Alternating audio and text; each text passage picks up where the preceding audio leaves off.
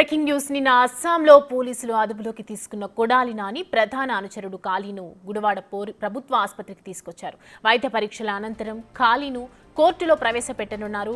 Gudivada TDP కార్యాలయం, AP warehousing corporation chairman Ravi వెంకట్రావుపై దాడి కేసులో నిందితుడిగా ఉన్న కాళీను పోలీసులు నిన్న అరెస్ట్ చేశారు.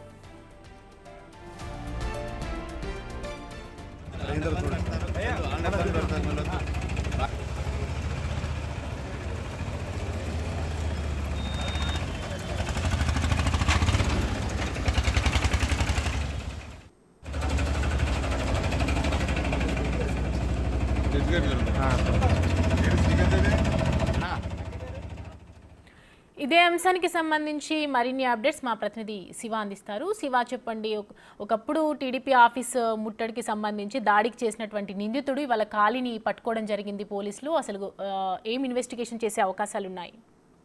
మొత్తం మీద చూసుకుంటే తెలుగుదేశం పార్టీ నేత, మాజీ మంత్రి ఏదైతే ఉన్నాడో గుడివాడకు సంబంధించిన రావి వెంకటేశ్వరరావు వస్త్ర దుకాణంపై పెట్రోల్తో దాడి చేసిన ఘటనకు సంబంధించి కూడా మాజీ మంత్రి కొడాలి నాని ప్రధాన అనుచరుడు కాళీని నిన్న అస్సాంలో పోలీసులు అరెస్ట్ చేయడం జరిగింది.